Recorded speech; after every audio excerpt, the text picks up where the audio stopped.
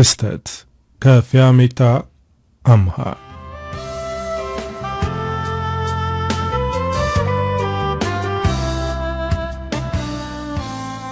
እርጉዝ መሆኔን ካወቅኩ ጊዜ ጀምሮ ከቤት የመውጣት ፍላጎቴ ጨምሯል። በጣም ብዙ ሳልቆይ እመለሳለሁ። ቤት ተቀምጬ ፊልም በማየት ነው ጊዜን የማሳልፈው። ቤት ውስጥ 3 የቤት ሰራተኞች አሉ፣ ግን ከነሱ ጋር ስራ መስራት ያስደስተኛል። በዚህ ምክንያት ከመኮንን ጋር እንጨቃጨቃለን። ሰራተኞቹ እዚያ ያሉት አንቺን ለማገልገል ነው፣ ስለዚህ ስራውን ለነሱ ታይላቸው ይላል። እኔ ግን ቁጭ ከምል እነሱን ማገዝ ይቀለኛል።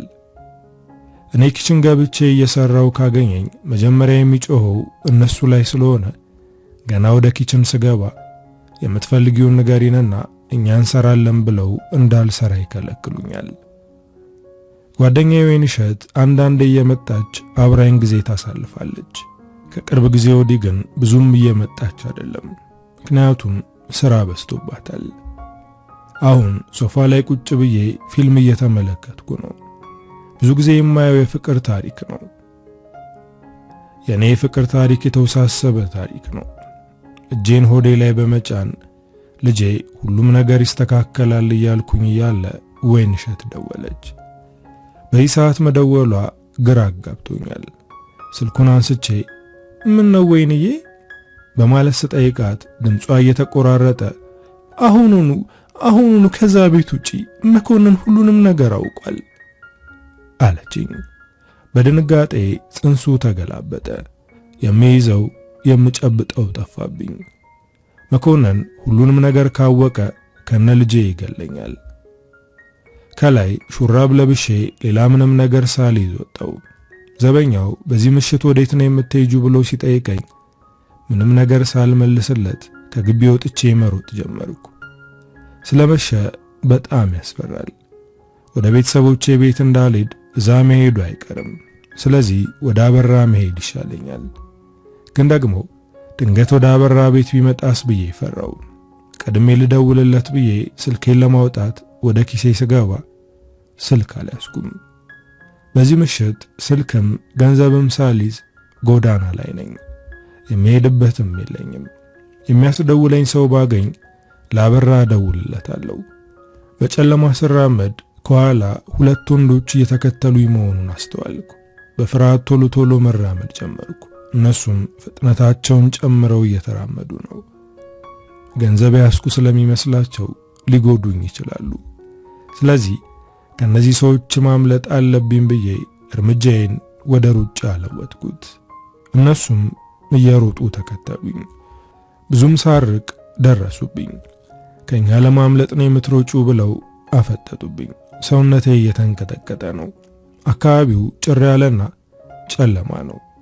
ማንም ከነዚህ ሰዎች ሊያድነኝ አይችልም።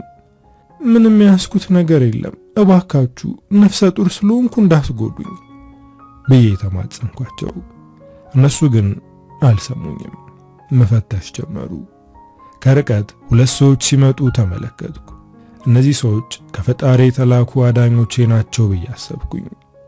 አድኑኝ ብዬ ስጮህ አንደኛው ዝም በይ ብሎ በጥፊ ሲመታኝ ከግንቡ ጋር ተጋጨው። ድምጽ የሰሙት ሰዎች በሩጫ ወደ እኔ ሲመጡ ተመለከትኳቸው። የመታኝ ሰውዬ ፖሊሶች ናቸውና ምልጥ ሲል ሰማሁት። አሁን በእፎይታ ተነፈስኩ። ፖሊሶቹ ሲመጡ እነሱ ሩጠው ከአካባቢው ተሰወሩ። ፖሊሶቹ ወደ እኔ በመጠጋት ደህና ነሽ ብለው ጠየቁኝ።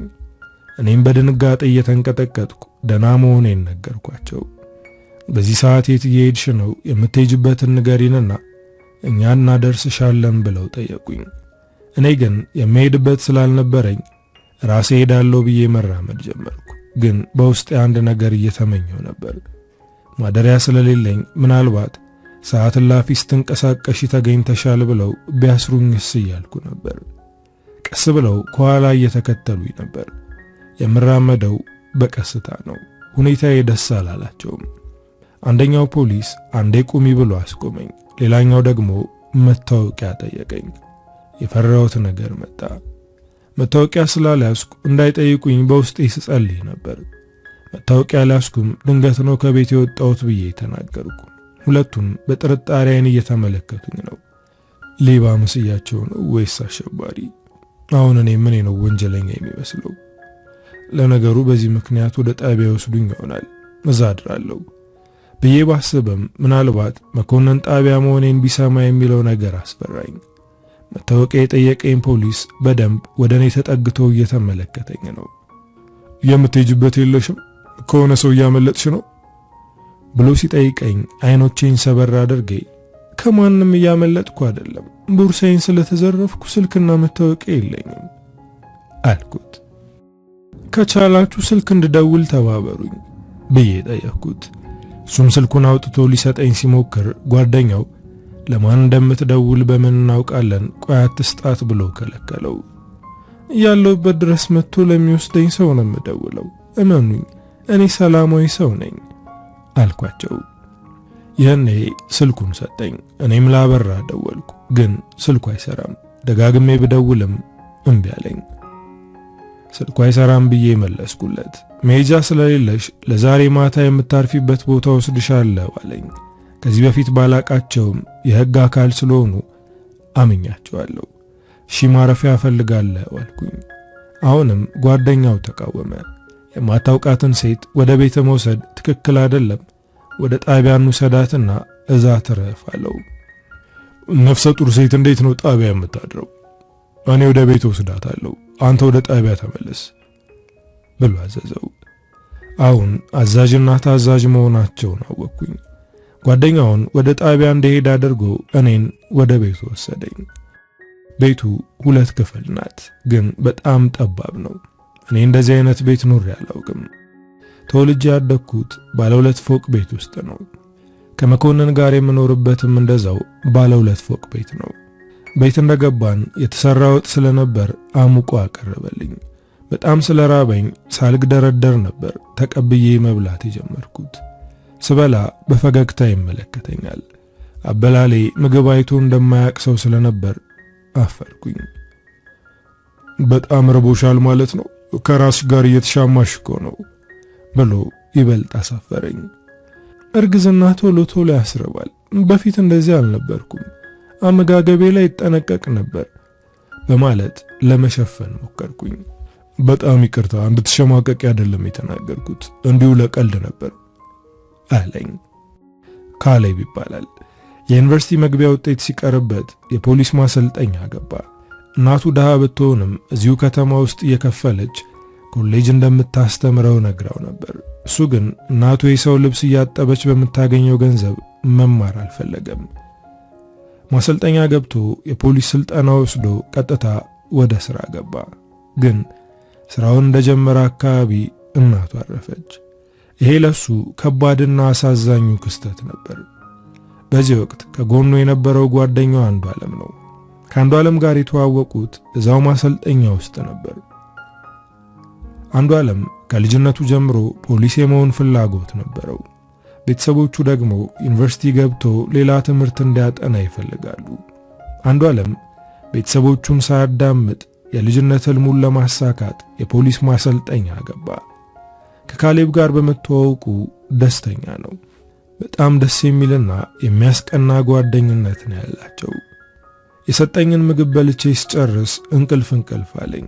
እሱ የሚተኛበትን አልጋ ለቆ እሱ ትንሽ ፍራሽ አንጥፎ ተኛ። ጎኔ ከአልጋው ጋር እንደተገናኘ ነበር ድብን ያለ እንቅልፍ ይወሰደኝ። ወይንሸት እንደደወለችልኝ ከቤት ባልወጣ ኖሮ አሁን ወይ ሙቼ ነበር፣ አለበለዚያ ደግሞ በመኮንን የሚያስፈሩ አይኖችና ቁጣ እየተጨነኩ ነበር። ፍሬህይወት እባላለሁ። ከሀብታም ቤተሰብ ተወልጄ ሀብታም ያገባው ሴት ነኝ። አባቴ ከመኮንን ጋር ያጋባኝ በግድ ነው።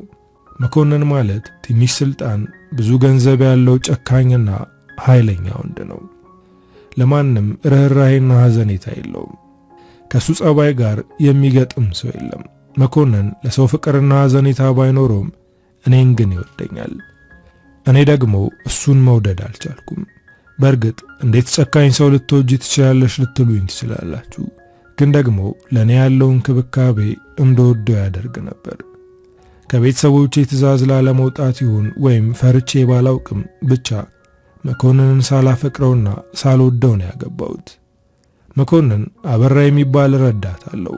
አበራ የመኮንንን ስራዎችና አንዳንድ የግል ጉዳዮች የሚያስተካክል ተቀጣሪ ነው። ተቀጣሪው ብቻ ሳይሆን ጓደኛው ጭምር ነው። ግን በጸባይ ምንም የሚያመሳስላቸው ነገር የለም። በጣም የተረጋጋ አስተዋይና እንኳን ለሰው ይቅርና ለጥቃቅን ነፍሳት የሚያዘን ሰው ነው። እኔና አበራ መኮንን ለሥራ ጉዳይ ወደ ውጭ ሄደ ሰሞን ነበር የተቀራረብ ነው። ቀርቤ ሳየው በጣም ደስ የሚል ሰው ነው አገኘሁት። ከሱ ጋር ወጣ ብለን ፊልም አይተን በእግራችን ወክ አድርገን ወደ ቤት እንገባለን። ከባሌ ጋር ማድረግ የማልችለውን ከሱ ጋር አደርጋለሁ። እሱም የሚያስደስተኝንና የምፈልገውን ነገር ያውቃል። መኮንን ፍቅሩን ለመግለጽ ውድ ነገር ይገዛልኛል እንጂ የሚያስደስታት ምንድነው ብሎ አያስብም። ቀስ በቀስ አበራን መውደድ ጀመርኩ። ባሌ ከተመለሰ በኋላም አንዳንዴ እንገናኛለን። ልክ እንደ ልብ ጓደኛ አማክረዋለሁ። እሱም እንደዛው።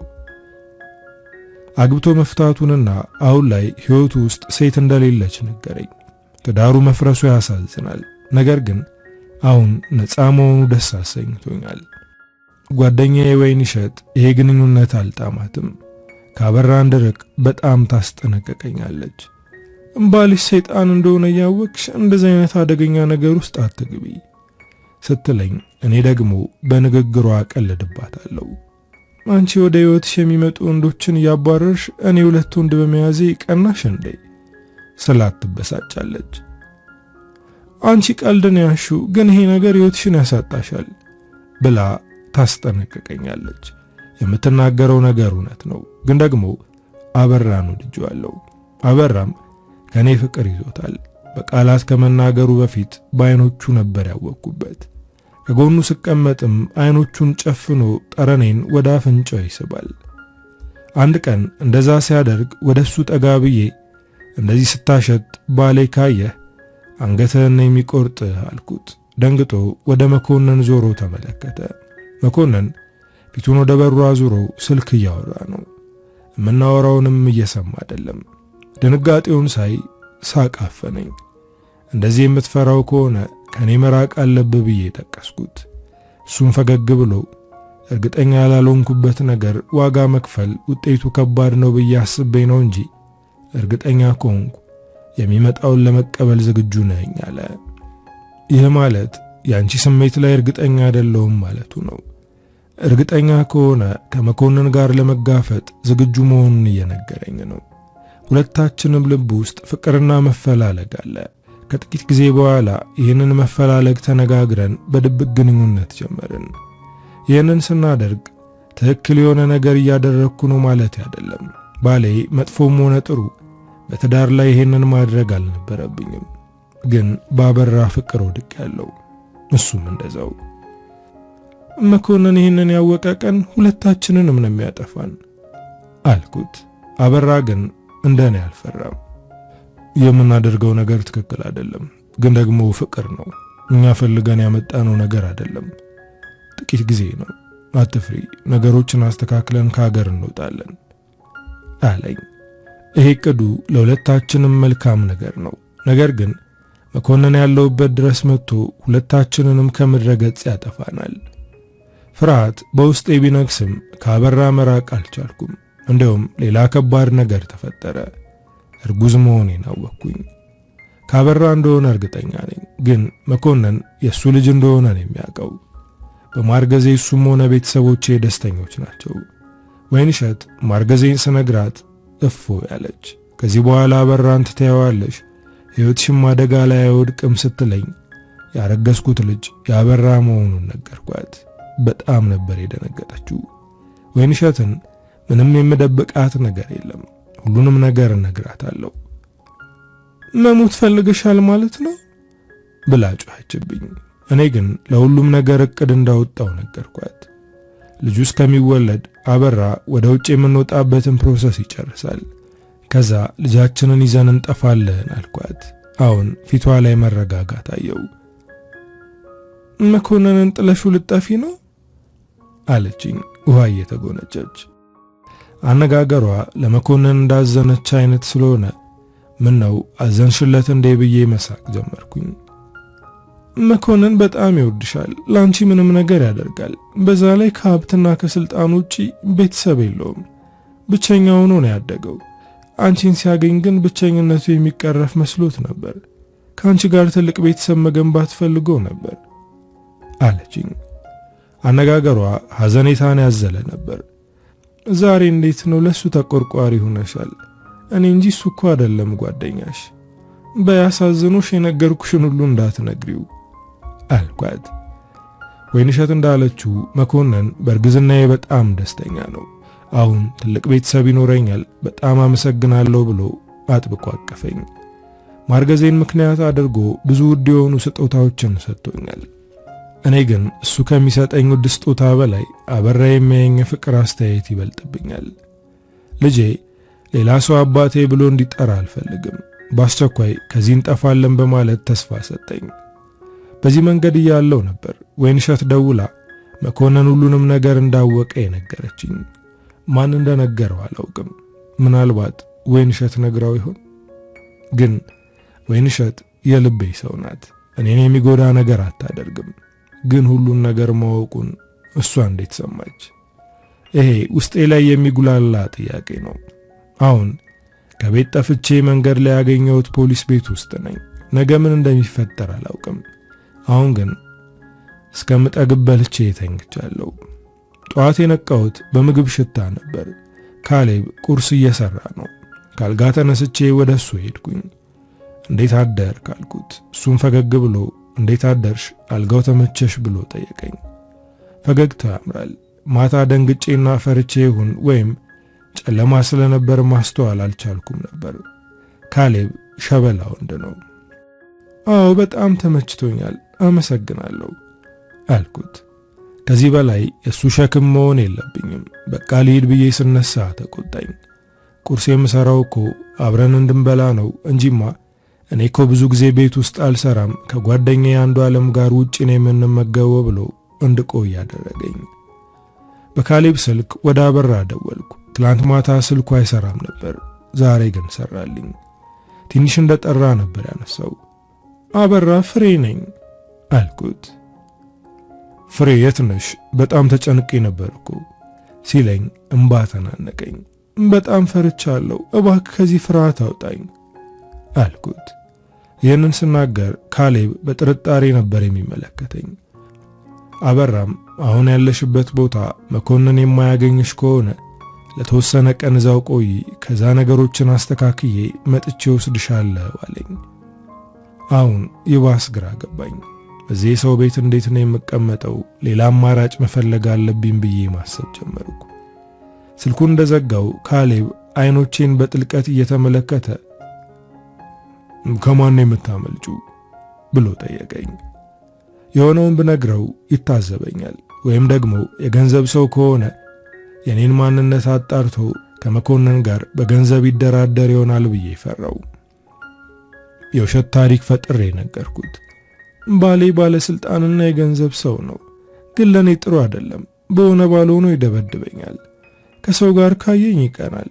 ስለዚህ በጣም ሲመረኝ ጠፋው አልኩት። የፈጠርኩት ታሪክ ያሳመነው አይመስለኝም፣ ግን ሰምቶኛል። እና ቤተሰቦች ለምን ዝም አሉ? ባልሽ የሚያደርገው ነገር ወንጀል እኮ ነው፣ ያስቀጣዋል አለ። እሱ የሚፈራ ሰው ነው፣ ማንም ሊያግዘኝ አይችልም። ቤተሰቦቼም መልሰው ለሱ ይሰጡኛል አልኩት። ካሌብ አሁንም የምነግረው ነገር አልተዋጠለትም። ውሸት ያልበቃ ብሎ ድፍረት የተሞላበት ነገር ጠየቅኩት። ካላስቸገርኩ ለተወሰነ ቀን እዚህ መቆየት እችላለሁ ስለው አይሆንም ብሎ መለሰልኝ። በጣም ነበር ያፈርኩት።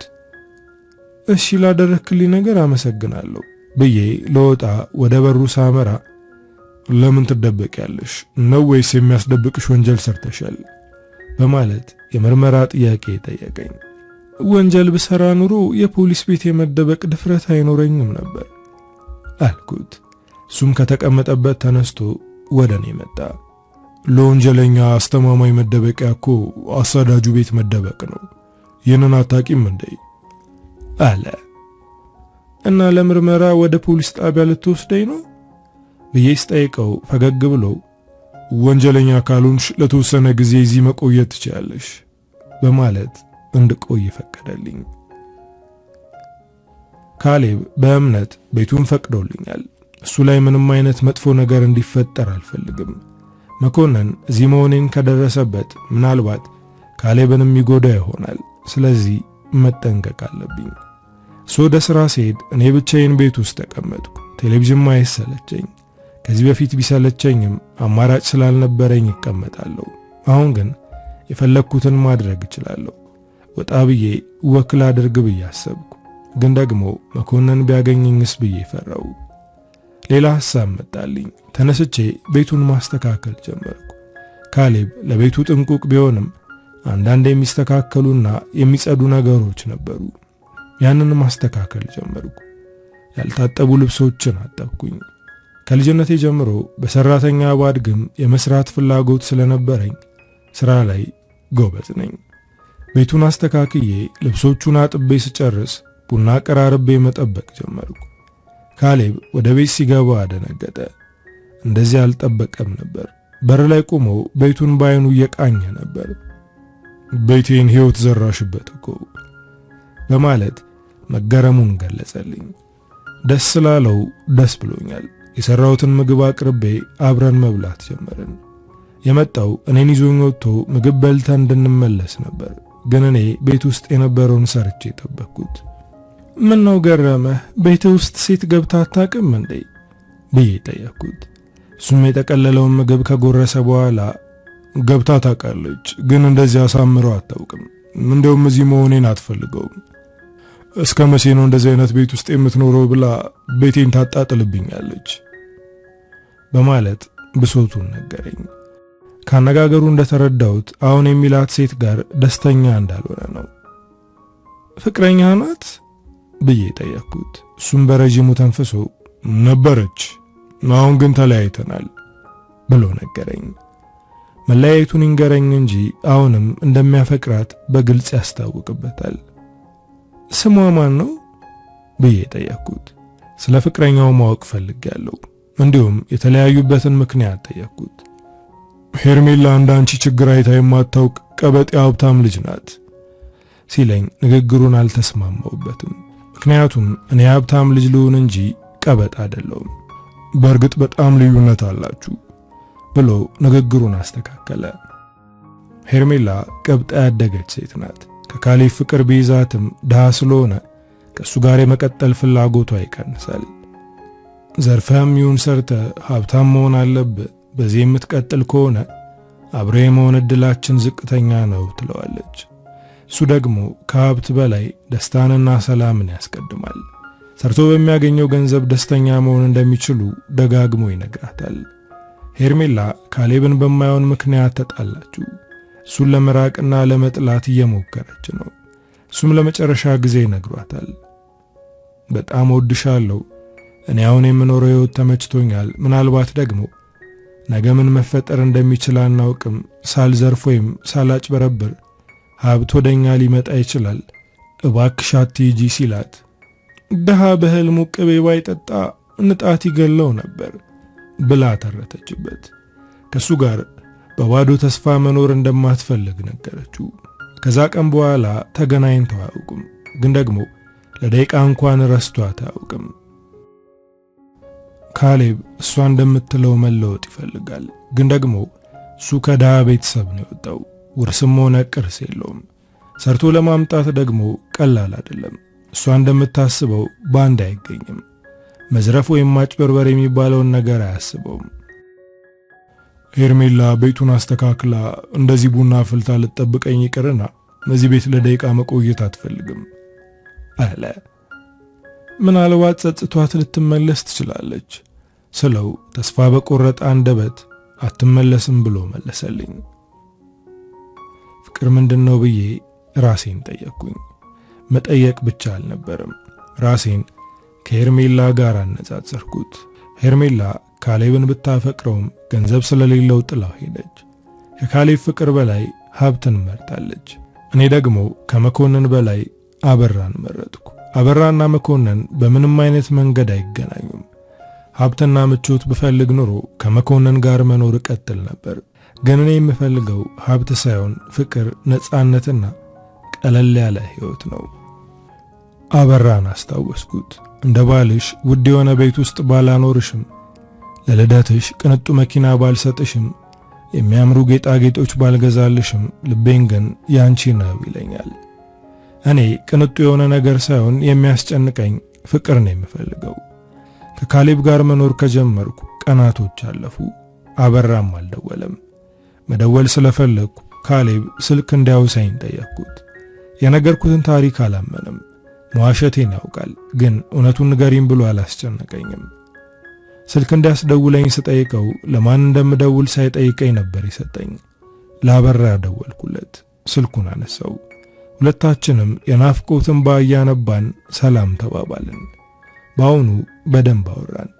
መኮንን የተረገዘው ልጅ የሱ እንዳልሆነ እንጂ ከማን እንዳረገዝኩ እንደማያውቅ ነገረኝ። ይሄ ትልቅ እረፍት ነው። አበራ መሆኑን ካወቀ ያልቅለታል። አሁን ፍቅረኛዋ ጋር ተደብቃለች ብሎ እየፈለገኝ እንደሆነ ሲነግረኝ ፈራው። ምክንያቱም ድንገት ካሌብ ጋር ካየኝ ካሌብ ድብቁ ፍቅረኛዬ ይመስለዋል። ቤተሰቦቼም በሱ ወገን ሆነው እኔን እየወቀሱ መሆኑን ሲነግረኝ በቤተሰቦቼ ተበሳጨው። አበራ አሁንም ለተወሰነ ቀን ባለውበት እንድቆይ ነገረኝ። ስልኩን ከዘጋው በኋላ ግን ከዚህ መሄድ አለብኝ ብዬ አሰብኩኝ። ለመሄድ ስነሳ የት ልትሄጂ ነው ብሎ ጠየቀኝ። ከዚህ በላይ አንተ ላይ ሸክም መሆን አልፈልግም፣ ስለዚህ እሄዳለሁ አልኩት። ካሌብ በንግግሬ ተበሳጨ። ሸክም ሆነሽብኛል ብዬሻለሁ ነው ወይስ እዚህ መቆየት አልተመቸሽም ሲለኝ ሁሉም ነገር እንደዚህ ተመችቶኝ እንደማያውቅና እዚህ ከሱ ጋር በመሆኔ ደስተኛ እንደሆንኩ ስነግረው ስለዚህ ነገሮች እስከሚስተካከሉ እዚህ ቆይ ብሎ ድጋሚ አስቀረኝ። በአሁኑ ግን ከማንና ለምን እየተደበቅኩ እንደሆነ በዝርዝር ነገርኩት። እውነቱን ስነግረው በዝምታ ይመለከተኝ ነበር። እየታዘበኝ ይሆን ወይስ አዝኖልኝ ነው? በእርግጠኝነት እየታዘበኝ ነው።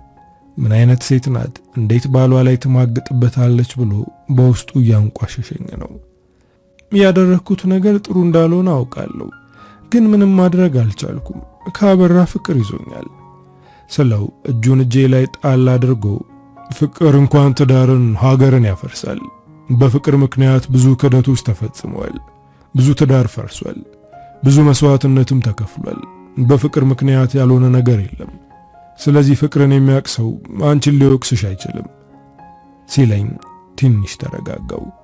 እሱም በፍቅር ምክንያት ብዙ የሆነውና ያደረገው ነገር ይኖራል። ለዛም ነው የተረዳኝ። ካሌብ ወደ ስራ ሲሄድ ቴሌቪዥን ከማየትና ከመተኛት ውጪ ከቤት አልወጣም። ዛሬም እንደተለመደው ጋደም ብዬ ቴሌቪዥን እያየው እያለ በሩ ተንኳኳ። ጠዋት ወደ ስራ ሲሄድ ቁልፍ ረስቶ ስለነበር ለመውሰድ የመጣ ስለመሰለኝ በሩን ፈጥኜ የከፈትኩት። ግን በሩን ያንኳኳው ካሌብ አይደለም። ቆንጂዬና ቄንጠኛ በኔ ዕድሜ ላይ ያለች ሴት ናት። ካሌብ ከነገረኝ አንጻር ማንነቷን መገመት አልከበደኝም። ሄርሜላ ናት። ካሌብ እንደነገረኝ ቆንጆ ሴት ናት። በዛ ላይ የለበሰችው ልብስና የያዘችው ቦርሳ እንዲሁም ጌጣጌጦቿና ጫማዋ በጣም ውድ የሚባሉ ናቸው። አንቺ ደግሞ ማነሽ? እኔን ከምን የረስቶኝ ነው አንቺን ቤቱ ያስገባሽ? አለች። አይኖቿ ላይ የንዴትና የቅናት ስሜት ይነበብባታል። እርጉዝ መሆኔን ስታይ ይበልጥ ተበሳጨች። እኔም አንዴ አዳምጪኝ ብዬ ላስረዳት እየሞከርኩ ነው። እንደምታስቢው አይደለም ብላትም ልታዳምጠኝ አልፈለገችም። በዚህ ሁኔታ ውስጥ እንዳለን ካሌብ መጣ። እንዳየችው በጥፊ ነበር የተቀበለችው።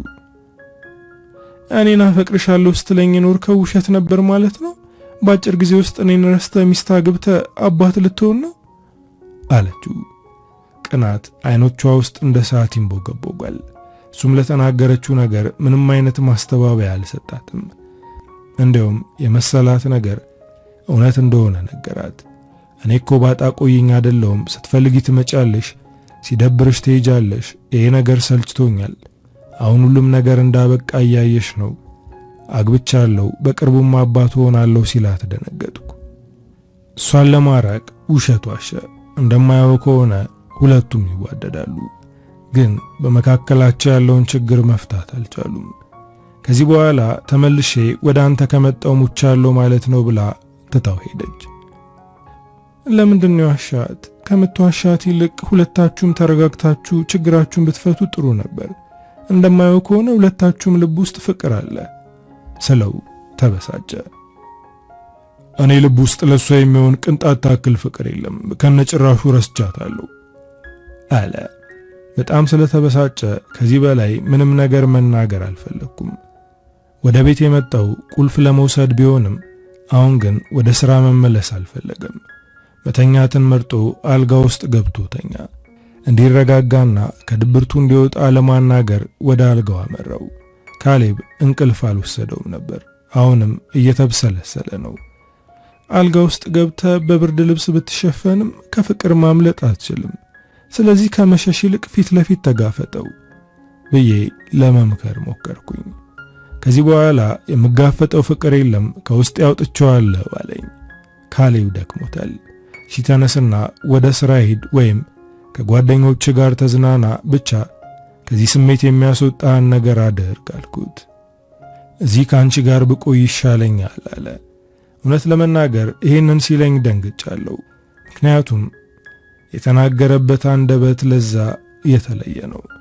ከኔ ጋር መሆን ካለበት ሙዳ ያወጣህም እኮ ስለው፣ በጣም የሚገርምሽ ነገር ለረጅም ዓመት ጓደኛዬ አንዱ ዓለም ጋር ከማወራው ይልቅ ከአንቺ ጋር ባወራ ይቀለኛል። ለምን እንደሆነ አላቅም፣ ግን ቀለል ያለ ነገር አለሽ ብሎ ድንጋጤን አባሰብኝ። በውስጤ ብዙ ነገር ማሰብ ጀመርኩ። መቼም ወዶኝ አይደለም፣ ድንገት ከኔ ፍቅር ቢይዘው ምንድነው የማደርገው? ለነገሩ እንዴት ከኔ ፍቅር ይዘዋል? ሊይዘው የሚችል ይሆናል። እኔ እናቱ ልጅ እህቱ አይደለው እያልኩኝ በጥያቄና በማይረቡ ሐሳቦች ራሴን ማጨናነቅ ጀመርኩ። በነጋታው ለወይንሸት ለመደወል ስልኩን ጠየቅኩት። እሱም ሰጠኝ። ቁጥሯን እየጻፍኩ ያለ የምታምኛት ጓደኛሽ ናት በማለት ድንገተኛ ጥያቄ ጠየቀኝ። እኔም በልበ ሙሉነት አዎ ከራሴ በላይ አምናታለሁ፣ በጣም የምወዳት ጓደኛዬ ናት ብዬ መለስኩለት።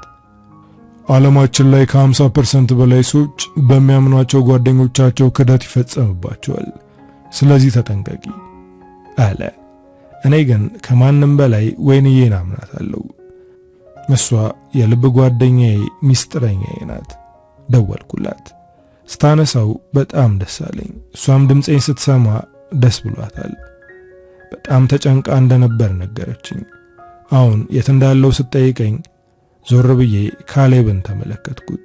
ያለውበትን ትክክለኛ ቦታ ሳልናገር አንድ የቅርብ ወዳጄ ጋር ነኝ ብዬ ነገርኳት። ብነግራት አሳልፋ ለመኮንን ትሰጠኛለች ብዬ ፈርቼ ሳይሆን ካሌብ እንዳለው መጠንቀቁ አይከፋም ብዬ ነው። ምናልባት ሊያስፈራራት ወይም ሊያስገድዳት ስለሚችል ባልነግራት ይሻላል። ስለ መኮንን ጠየቅኳት፣ ግን እሷ የነገረችኝ ነገር ካበራ የተለየ ነው። መኮንን እንደ ጠፋሽ አካባቢ የተናደደ ቢሆንም አሁን ግን ተረጋግቷል። እንደውም በአንቺ ተስፋ የቆረጠ ይመስለኛል። ስለዚህ አትጨነቂ። አሁን እንደማየው ከሆነ ካንቺ ጥልቅ ያለ ፍቅር የያዘው አይመስለኝም አለችኝ። ይህን በመስማቴ ደስ ብሎኛል። ግን ደግሞ አበራ የነገረኝ ከእሷ በተቃራኒ ነው። ከቻልኩ ከመሄዴ በፊት እንደማገኛት ነግሬያት ተሰናበትኳት። አበራ የነገረኝና እሷ የነገረችኝ እንደሚለያይ ለካሌብ ስነግረው ከሁለት አንደኛቸው እየዋሹሽ ነው አለ። ግን እኔ ሁለቱንም አምናቸዋለሁ። እዚህ ከመጣው ወደ ሆስፒታል እጄ ጽንሶ ያለበትን ሁኔታ አላየውም ነበር። ካሌብ መታየት አለብሽ ብሎ ይዞኝ ወጣ። አሁን የመውለጃ ጊዜ እየደረሰ ነው። ምን እንደማደርግ ግራ ገብቶኛል። እጄ ላይ ምንም አይነት ገንዘብ የለኝም። ባንክ ያለኝንም እንዳላወጣ መታወቂያም ሆነ የባንክ ደብተር አልያዝኩም። እዚህ ቤቱኜ ከወለድኩ ሁሉም ነገር ከባድ ይሆንብኛል። ይሄ ነገር በጣም እያስጨነቀኝ ነው። ከሆስፒታል ስመለስ በዝምታ ተውጬ በጭንቀት እየዋለልኩ ነበር። ምን እያሰብሽ ነው ብሎ ጠየቀኝ። እኔም የዚህ ነገር መጨረሻ ምን እንደሆነ አላውቅም፣ ግን በጣም ጨንቆኛል አልኩት። ካሌብ ግን መጨነቅ እንደሌለብኝ እየነገረኝ ነው።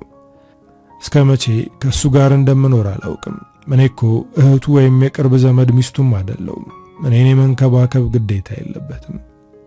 ነገሩ ከባሰና አበራቶ ላይ የማይጨርስ ከሆነ ቤተሰቦቼ ጋር ሄዳለሁ ብዬ አስቤ ነበር። ግን ደግሞ ልጄን አንድ ነገር ቢያደርጉብኝስ ብዬ ፈራው። በእርግጥ ቤተሰቦቼ ላይ ጨክኑ ይችላሉ፣ ግን መኮንንን አላምነውም። ቤት እንደገባን ድጋሚ ላበራ ደወልኩ። እሱም ሁሉም ነገር እያለቀ ስለሆነ ሰሞኑን መጥቶ እንደሚወስደኝ ነገረኝ። አሁን ትንሽ ተረጋጋው። የምንለያይበት ጊዜ እየደረሰ ነው። ያደረክልኝን ነገር መቼም አልረሳውም አልኩት። ካሌብ ፈገግ ብሎ ለመሄድ ከመቸኮልሽ የተነሳ እርግጠኛ ሳትሆኝ እየተሰናበትሽኝ እኮ ነው አለ። ለመሄድ የቸኮልኩት አንተን ጠልቼ ወይም ስላልተመቸኝ ሳይሆን እዚሁ ሆኜ ከወለድኩ አንተ ላይ ትልቅ ሸክም ሆንብሃለሁ ብዬ ስለፈራው ነው። አበራ እንደጨረሰ ነግሮኛል። ስለዚህ ከ2-3 ቀን በኋላ መጥቶ ይወስደኛል ስለው በአዘኔታ አንገቱን አቀረቀረ። ቤቴን እንደወደው አድርገሽ ነበር። አንቺ ከመጣሽ ጊዜ ጀምሮ ብቸኝነት ተሰምቶኝ አያውቅም ነበር አለ። እኔም በሆን ከሱ ጋር ደስ የሚል ጊዜ ነበረኝ። በመካከላችን የሥጋ ዝምድና ወይም ለየት ያለ የፍቅር ግንኙነት ባይኖርም ደስ የሚል ኬሚስትሪ ነበረን። አሁን ሄድኩ ማለት ረሳለሁ ማለት እኮ አይደለም አልኩት። በሁሉም ሰው ሕይወት ውስጥ ብዙ ድራማ የሆነ ክስተት ይከሰታል። እኔም ሕይወት ላይ ይሄ ይሆናል። ድንገት ከማላቀው ሰው ጋር ተላመድኩ። አሁን ያንን ሰው ለመለየት ሳስብ ውስጤ እየተረበሸ ነው። እዚህ ምድር ላይ እስካለንና እስከተነፈስን ድረስ ብዙ ነገሮችን እናያለን፣ እናስተናግዳለን። ነገ ምን እንደሚፈጠርና እንደሚሆን አናውቅም። ሁልጊዜም ቢሆን ዓለም በድራማ የተሞላች ናት። ካሌብን አስቀድሜ አመስግኜ ብሰናበተውም አበራ ግን አልደወለም። 3 ቀን አልፎ ሳምንት ሆነው። ስደውል ስልኩ አይሰራም። አሁን በጣም ተጨነቅኩኝ። መኮንን አንድ ነገር አድርጎት ይሆን ብዬ ተጨነቅኩ። እኔ ተጨንቄ ካሌብንም አስጨነቅኩት። ለምን ለጓደኛሽ ደውለሽ አትጠይቂያትም? ምናልባት የምታውቀው ነገር ይኖር ይሆናል አለኝ። እኔም ለወይንሸት ደወልኩላት። ስልኩን አንስታ እኔ አላምንም፣ ሳትሰናበችኝ የሄድሽ መስሎኝ ነበር እኮ አለችኝ። ያበራ ስልክ እንደማይሰራና በጣም እንደጨነቀ ነገርኳት። እሷም ለመናገር ፈራ ተባ እያለች ነው። ከድምጿ እንደተረዳሁት የሆነ ነገር ተፈጥሯል። አበራ ምን ሆኖ ነው ብዬ ጠየቅኳት። መናገር አልፈለገችም። ምንም አልሆነም፣ ሰሞኑን ከመኮንን ጋር አይቻቸዋለሁ አለችኝ። ስልኩን ከዘጋሁት በኋላ ግን ውስጤ እየተረበሸ ነበር። ካሌብ አበራ የሆነ ነገር እንደሆነ እየተሰማኝ ነው አልኩት። የተፈጠረ ነገር ቢኖር ወይንሸት ትነግርሽ ነበር፣ ስለዚህ በባዶ አትጨነቂ፣ ለጥንሱም ጥሩ አይደለም ሲለኝ ቀና ብዬ ተመለከትኩት። በዚህ ሰዓት እንዳንተ አይነት አጽናኝ ባላገኝ ምን ነበር የምሆነው ስለው ሳቀ። ኧረ ተይ፣ እኔን እንደ መልአክ ማየትሽን አቁሚ። እኔ ምንም ያደረኩልሽ ነገር የለም። ብችልና የሚያስጨንቅሽን ነገር አስተካክዬ ደስተኛ ባደረኩሽ አለ። ይህንን ሲናገር እኔም ባተናነቀኝ። ምንም ነገር ሳልመልስለት አጥብቄ አቀፍኩት። ለስለስ ባለ አንደበት ወደ ጆሮዬ ተጠግቶ ሁሉም ነገር ይስተካከላል፣ አትጨነቂ አለኝ። ተቃቅፈን እያለ በሩ ተንኳኳ። ካሌብ ተነስቶ ከፈተው። ሄርሜላ ናት። የባለፈው ንዴትና ብስጭት ጠፍቷል። አንገቷን አቀርቅራ እባክህ እውነቱን ንገረኝ፣ አዲስ ሕይወት ጀምረሃል ብላ ስትጠይቀው ወደ እኔ ዞር ብሎ ተመለከተኝ። እኔም እሱ ከመዋሸቱ በፊት አስቀድሜ ወደ በሩ ሄድኩኝ። ሄርሜላ እኔን ስታይ እንባዋ ረገፈ። አታልቅሺ፣ ወደ ቤት ግቢና እናውራ ብዬ እንድትገባ ጋበዝኳት። ባለፈው ካሌብ የተናገረው ነገር ውሸት እንደሆነ በዝርዝር ነገርኳት። በመሃላቸው ያለውን ችግር ፈተው ፍቅራቸው እንዲኖሩ ሁለቱንም እንደ እህት መከርኳቸው። ሄርሜላ ካሌብን ይቅርታ ጠየቀችው። ከዚህ በኋላ ከሱ መለየት እንደማትፈልግ ነገረችው። እሱም ይቅርታዋን ተቀበላት። ግን አሁንም ደስተኛ እንዳልሆነ ፊቱ ያሳበቅበታል። ሄርሜላ ከኛ ጋር ቆይታ ልትሄድ ስትል እኔን አቅፋ በጣም አመሰግናለሁ አለችኝ። እኔም ከዚህ በኋላ ነገሮችን ተረጋግታ እንድትወስን ነግሬ ተሰናበትኳት። እሷ ከሄደች በኋላ ካሌብ ጋር ማውራት ጀመርን። አሁን ሁሉም ነገር ተስተካክሏል፣ ቶሎ ብለህ ሽማግሌ ላክ አልኩት። እሱ ግን በዝምታ አይኖቹን መሬት ላይ እንደተከለ ነው። ሄርሜላ ከዚህ በፊት ያደረገችው ነገር ጸጽቷት ይቅርታ ጠይቃ ወደ አንተ ተመልሳለች። ስለዚህ አትፍዘዝ በማለት ቁጣ ብዬ ተናገርኩት። ይሄ ነገር ከዚህ በፊት ቢሆን በደስታ የሚይዘው የመጨብጠው ይጠፋኝ ነበር። አሁን ግን ስሜቴን እየተጠራጠርኩት ነው። ፍቅሬ ቀነሰ ይመስለኛል አለ። ይህንን ሲናገር ደነገጥኩ። እንዴት ይሆናል? ሄርሜላን እንደምትወዳት ደጋግመ ነግረኸኛል እኮ። በዛ ላይ አይኖቹ ውስጥ ፍቅር ይታያል ስለው ከተቀመጠበት ተነስቶ አንዱ ዓለም እየጠበቀኝ ስለሆነ ልሂድ ብሎ ከቤት ወጣ። እሱ እንደወጣ ወደ ራሴ ህይወት ተመልሼ መጨነቅ ጀመርኩ። አበራ አንድ ነገር ቢሆን ነው እንጂ እኔ ላይ አይጨክንብኝም። ስለዚህ ወደሱ መሄድ አለብኝ ብዬ አሰብኩኝ። ግን አሁን የሚሄደው ዳግም ወደዚህ ላልመለስ ነው። ምናልባት ነገሮች ከተስተካከሉልኝ ካሌብን ለማመስገን ተመልሼ እመጣለሁ። በአካል ባልሰናበተውም የስንብት ቃላቶችን ወረቀት ላይ አሰፈርኩለት።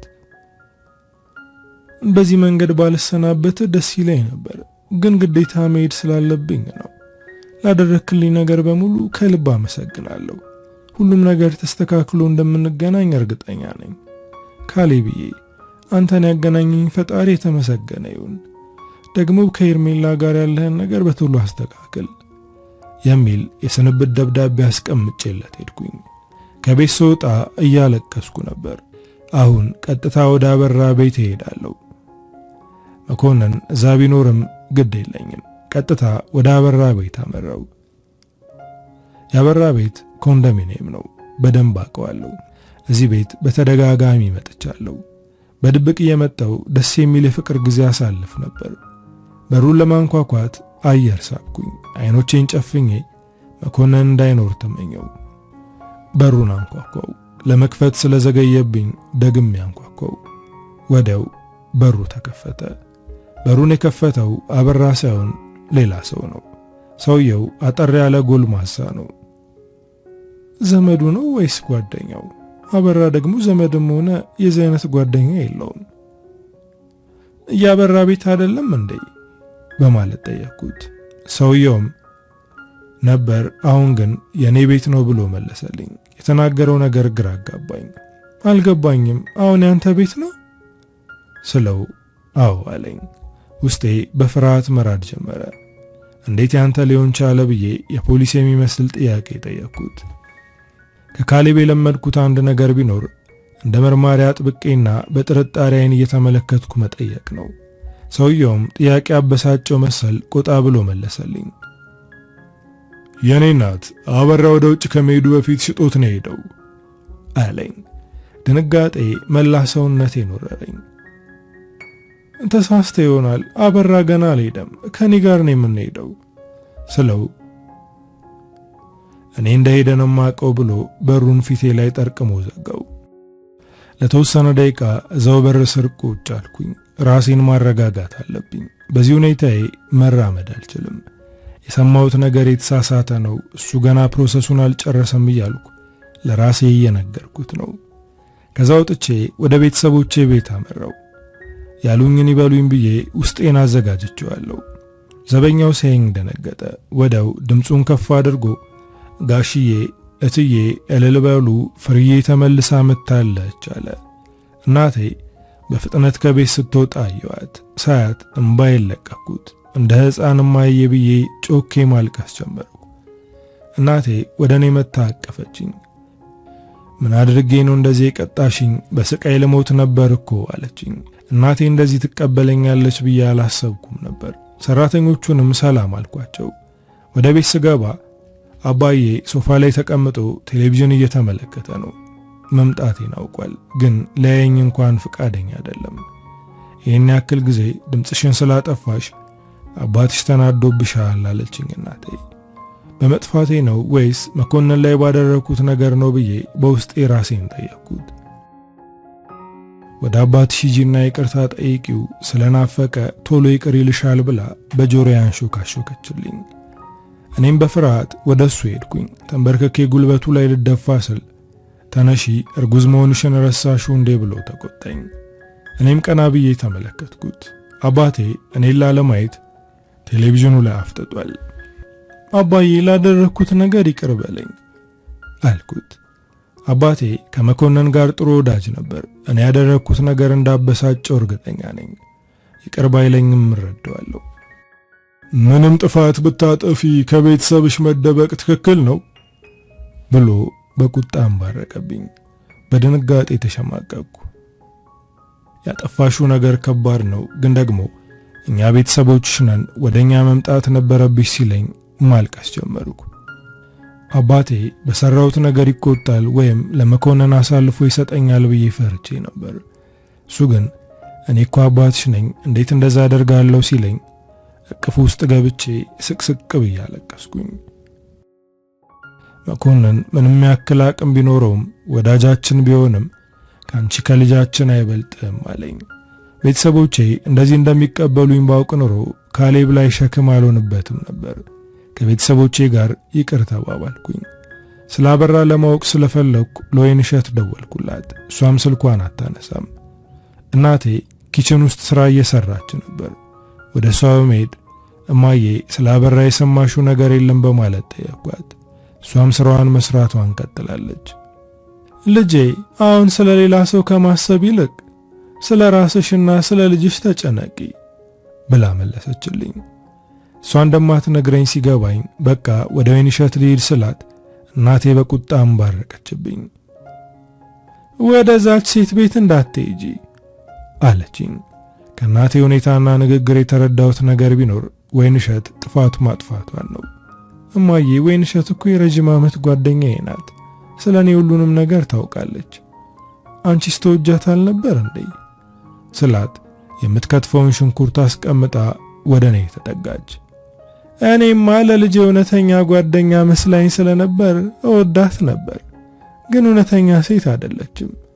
ለአንቺ ጥሩ ጓደኛ መስላ ውስጥ ለውስጥ ግን ጥሩ አልነበረችም። ስለ አንቺ ለመኮንን የነገረችው እሷ ናት ስትለኝ ደነገጥኩ። ወይንሸት በፍጹም ይህንን አታደርግም ብዬ እናቴን ሞገትኩ። እናቴ ግን እርግጠኛ ሆና ነበር የነገረችኝ። መኮንንን ስለምትፈልገው ነገረችው። አንቺን አርቃ ከሱ ጋር መሆን ትፈልጋለች አለችኝ። እናቴን አላመንኳትም። አሁን የሰማሁትን ነገር ከራሷ መስማት ፈልጋለሁ። በፍጥነት ወደ ወይንሸት ሄድኩኝ። እሷ እኔ ላይ እንደዚህ አይነት ነገር አታደርግም እያልኩ ከራሴ ጋር እያወራው የወይንሸት ቤት ደረስኩ። ስታየኝ ደነገጠች። ከመምጣትሽ በፊት መደወል ነበረብሽ አለችኝ። ከዚህ በፊት ወደ እሷ ቤት ስመጣ ሳላሳውቃት ነበር የምመጣው። አሁን ግን ከመምጣትሽ በፊት ማሳወቅ ነበረብሽ እያለችኝ ነው። ቀጥታ ተናገርኳት። እንዴት ለመኮንን ተናገርሽ? እኔ እኮ አምኜሽ ነበር ስላት ምንም አልመለሰችልኝም። እንደተናገረች አረጋገጥኩ። እንዴት እያልኩ ስጮህባት እውነቱን ተናገረች። መኮንንን አፈቅረዋለሁ። አንቺ እሱ ላይ ስትቀልጅበት እኔ ያዝንለት ነበር። ሁልጊዜም ቢሆን የእሱ ነገር ያስጨንቀኛል። የእሱና የኔ ህይወት ተመሳሳይ ነው። ሁለታችንም ቤተሰብ የለንም፣ ግን እንፈልጋለን። እሱም ከአንቺ ጋር ቤተሰብ መስርቶ ደስተኛ ለመሆን ይፈልግ ነበር።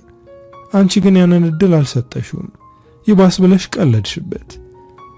አንቺ ደስታን አልሰጠው ስትይ እኔ ልሰጠው ሞከርኩ፣ ግን እኔ ለስሜቱ ማብረጃ እንጂ ለሚስትነት አልፈለገኝም። አንቺ ፊትሽን አዙረሽ ስትተኝ ወደ እኔ መጥቶ ጊዜያዊ ፍላጎቱን ፈጽሞ ይሄዳል። የዛን ምሽት ግን አልቻልኩም። ነገርኩት። ላለመናገር ሞክሬ ነበር፣ ግን አልቻልኩም አለችኝ። የሰማሁት ነገር ዝም አስብሎኛል። የልቤ የምላት ጓደኛዬ ባሌ ከምለው ሰው ፍቅር ይዟታል። እሱ ብቻ አይደለም፣ እኔ ከሱ ጋር በነበርኩበት ወቅት የሱ ድብቁ ሽማ ነበረች። ካሌብ ያለውን ነገር አስታወስኩ። ብዙ ሰዎች በቅርብ ጓደኛቸው ክህደት ይደርስባቸዋል ያለው ነገር ትክክል ነው። በጣም አምንሽ ነበር፣ ግን አንቺ የማትታመኝ ጓደኛ ነሽ ስላት አይኗን በጨዋ አጥባ ወቀሰችኝ። እራስሽ እንደ ታማኝ ሰው አትቁጠሪ፣ ትዳርሽ ላይ የማገጥሽ ሴት እኮ ነሽ አለችኝ። እኔም ለመውጣት ወደ በሩ እየተራመድኩ በቅርቡ ስለምፈታው በነጻነት እንደፈለጋችሁ ትሆናላችሁ አልኳት። እሷም በሩን ለመዝጋት እየተከተለችኝ አታስቢ፣ አሁን አያስቸግርሽም፣ ምክንያቱም ከኔ ጋር ደስተኛ ነው አለችኝ። እናቴ የተናደደችው ያለምንም ምክንያት አልነበረም። መኮንን ከኔ ጋር ያለበት ልክፍት ለቆት ከምትወደው ሴት ጋር በመሆኑ ደስተኛ ነኝ። ግን ደግሞ የልብ ጓደኛዬ ከጀርባዬ ሆና የሰራችው ነገር በጣም አሳዝኖኛል። አሁን ስለ አበራ ማወቅ ፈልጋለሁ። ወደ ቤት ተመልሼ እናቴን ጠየቅኳት። ስለ ወይንሸትና መኮንን አውቄያለሁ። አሁን ስለ አበራ ንገሪኝ፣ አበራ ላይ የተፈጠረው ምንድነው ማለት ጠየቅኳት። እናቴ ስለ አበራ መናገር አልፈለገችም ነበር፣ ግን ስለ ተጫንኳት ነገረችኝ። መኮንን ድብቁ ፍቅረኛሽ አበራ መሆኑን ሲያውቅ በንዴት ወደ ቤቱ ሂዶ ነበር፣ ግን አበራ ቤት አልነበረም። አስቀድሞ ቤቱን ሽጦት ነበር። ከሀገር እንደወጣም ሰማ አለችኝ። አበራ እኔን ትቶ ከሀገር ወጥቷል። መሄዱን እንኳን አልነገረኝም። በድንጋጤ የእንሽርቷ አፈሰሰኝ። እማዬ ድምጿን ከፍ አድርጋ አባዬን እየጠራች ምጧ መጥቷል አለች። እኔ ግን ምጥ መሆኑን አላወቅኩም ነበር። በድንጋጤ ልጄ ላይ የሆነ ነገር የተፈጠረ መስሎኝ ነበር። ወደ ሆስፒታል ሲወስዱኝ ከምጡ በላይ ልቤ ውስጥ ያለው ህመም ከብዶኝ ነበር። ያመንኳቸው ሰዎች ከርተውኛል፣ ዋሽተውኛልም። አሁን አብረውኝ ያሉት ቤተሰቦቼ ብቻ ናቸው። አንድ ቀን ሙሉ እያማጥኩ ነበር። ምጡን ያከበደብኝ ልቤ ውስጥ ያለው ህመም ነው። በስተመጨረሻም ወንድ ልጅ ተገላገልኩ። አባትና እናቴ የደስታ እንባ እያነቡ ነው። እኔ ግን የልጁን ፊት ማየት አልፈለኩም። እናቴ የልጅሽን ፊት ይው ጡትማ አጥቢው እያለች እየለመነችኝ ነው። ግን እኔ አላደረኩትም። በዚህ ሰዓት መሞት ብቻ ነው የምፈልገው። እናቴ ልጁን ይዛ ወደ እኔ አስጠግታ ጡት እንዲጠባ ታደርጋለች። እኔ ግን ፊቴን አዞሬያለሁ። ቤት ከገባው በኋላም ይሄ ስሜት አልለቀቀኝም። አባትና እናቴ እያለቀሱ ተማጸኑኝ። አልሰማቸውም። አባቴ አበራን ለማግኘት ውጭ ባሉ ወዳጆቹ አስፈለገው፣ ግን አበራ የለም። ይሄ ምንም የማያውቅ ጨቅላ ልጅ አያሳዝንሽም? አባቱ የለም። አሁን ደግሞ አንቺ አልፈልግህም እያልሽው ነው እና ይሄ ጥሩ ነው ልጄ አለችኝ እማዬ ሲቃ እየተናነቃት። እማዬ ልጁን ይዘሽ ከክፍሌ ውጪ ስላት ሰራተኛዋ ወደ ውስጥ ገብታ እንግዳ መጥቷል አለችኝ። ማንም አራስን ጠይቅ ብሎ እንዲመጣ አልፈልግም ብያችኋል ነበር? ለምን ወደ ውስጥ አስገባሹ? በማለት ጮኩባት። አባዬ በቃ አትበሳጪ እኔ ሸኘዋለሁ ብሎ ወደ ሳሎን ሄደ። በዚህ ሰዓት ምንም የሚያስደስተኝና የሚያረጋጋኝ ነገር የለም። እናቴ ልጁን አቅፋ ለማስተኛት እየሞከረች ነው። አባዬ ከፍቶ በመግባት ልጄ ካሌብ የሚባል ሰው ሊያናግርሽ ይፈልጋል አለኝ። ይህኔ ከተኛውበት ተነሳው። ካሌብ ነው ያልከው አባዬ? በማለት ስጠይቀው እሱም አዎ አለ። እንዲያስገባው ነገርኩት። ካሌብ ገብቶ እነሱ ወጡ። ገና ሳየው እንባዬ መርገፍ ጀመረ። ወደ እንደባሰው ሕፃን ለምቦጬን ጥዬ ማልቀስ ጀመርኩ። እሱም ወደ እኔ መጥቶ አጥብቆ አቀፈኝ። አበራ እኮ ጥሎኝ ጠፋ አልኩት። ውስጥ ያለውን ሐዘን በእንባ ታጅቤ ለሱ መናገር ጀመርኩ። አበራ አታለለኝ፣ አብረን እንጠፋለን ብሎኝ ነበር፣ ግን ብቻውን ሄደ። ወይንሸትም አንተ እንዳልከው የማትታመን ሴቱን አገኘዋል። አሁን መሞት ነው የምፈልገው አልኩት። እሱም በጣቶቹ እንባዬን እየጠረገ ካበራም ሆነ ከወይንሸት በላይ እውነተኛ ሰው አግኝተሻል እኮ፣ ልጅሽ ለአንቺ እውነተኛ ፍቅር ነው። እነሱን እርሺና ስለ ልጅሽ አስቢ፣ አንቺ ለልጅሽ እውነተኛ ፍቅርና ቤቱ ነሽ አለኝ። ግን ፊቱን ማየት አልቻልኩም አልኩት። ካሌብ ፈገግ ብሎ አንዴ ብቻ ፊቱን ይው፣ ጠረኑን አሽትቹ፣ ከዛ በኋላ ከቅፍሽ እንዲወጣ አትፈልጊም፣ መሞትን ትፈሪያለሽ። ለሱ የሚሰማሽ ስሜት ካበራም ሆነ ከሌሎች ሰዎች የተለየ ነው ሲለኝ ዝም አልኩኝ። ካሌብ ወደ ሳሎን ሄዶ ልጄን ከማዬ ተቀብሎ አመጣው። እቅፌ ውስጥ አስገባው። ጎንበስ ብያየሁት። አይኖቹን ጨፍኖ ያለ ሐሳብ ተኝቷል። ካሌብ እንዳለው ውስጤ እንግዳ የሆነ ስሜት እየተሰማኝ ነው። ልጄ ብዬ ወደ ደረቴ አስጠጋሁት። ጠረኑ የተለየ ነው። ስቅስቅ ብዬ አለቀስኩ። ካሌብ ከኔ ጋር አብሮ አለቀሰ። ከዛች ሰዓት በኋላ ልጄን ከቅፌ ማውጣት አልፈለኩም። ቤተሰቦቼም ደስ ብሏቸዋል። ካሌብ በየቀኑ እየመጣ ይጠይቀኛል። አንድ ቀን ከኛ ጋር ምሳ እየበላ ያለ መኮንን መጣ። በጣም ነበር የደነገጥኩት። ልጄን ወደ ደረቴ ለጥፌ ከአባቴ ጀርባ ተደበቅኩ።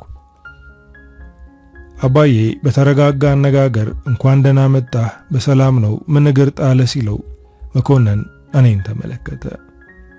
አንቺን ለማስደሰት ብዙ ነገር አድርጌያለሁ፣ ቤተሰቤ ነሽ፣ ካላንቺ ማንም የለኝም ብዬ ነበር፣ ግን አንቺ እየቀለድሽብኝ ነበር ብሎ ጮክ ብሎ ሲናገር ካሌብ ጣልቃ ገብቶ ተረጋጋ እንጂ ወንድም አለው።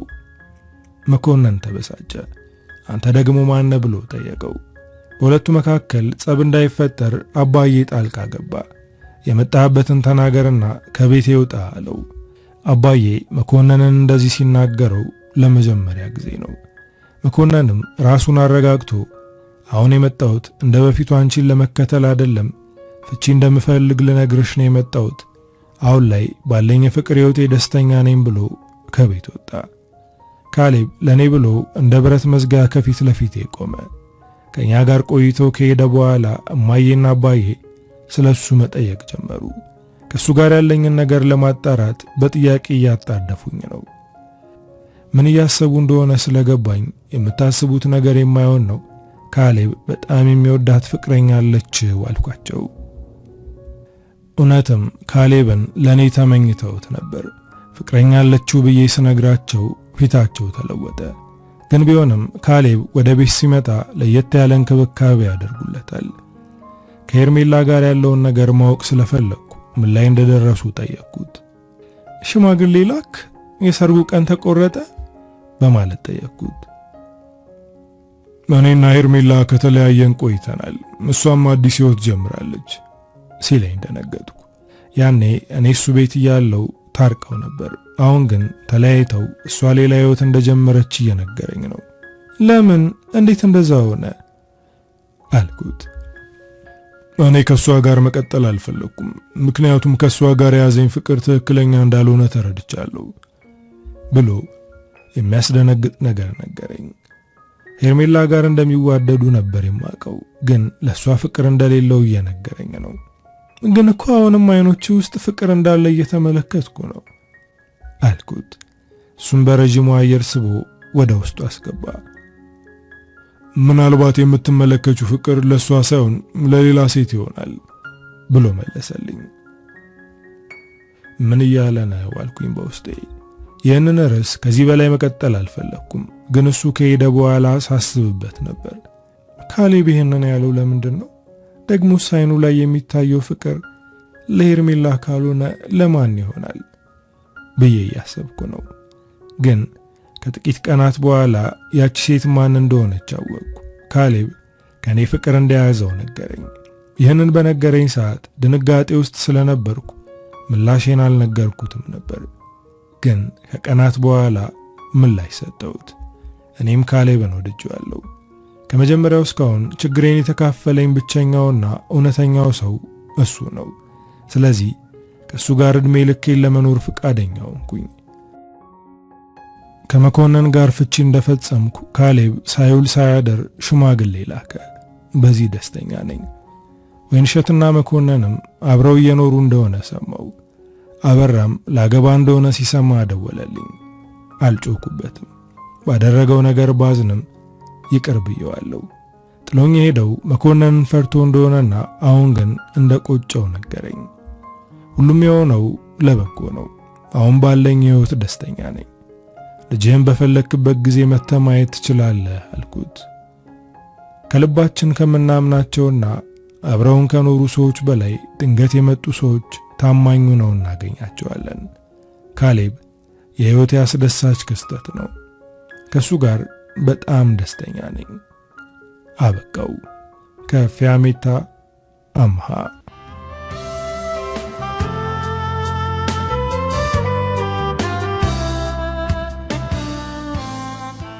እንግዲህ ዶቼ ለዛሬ ይዤላችሁ የመጣሁት ታሪክ የሰማችሁትን ይመስል ነበር። ታሪኩን እንደወደዳችሁት በርካታ ቁም ነገሮች እንዳገኛችሁበት ተስፋ አደርጋለሁ።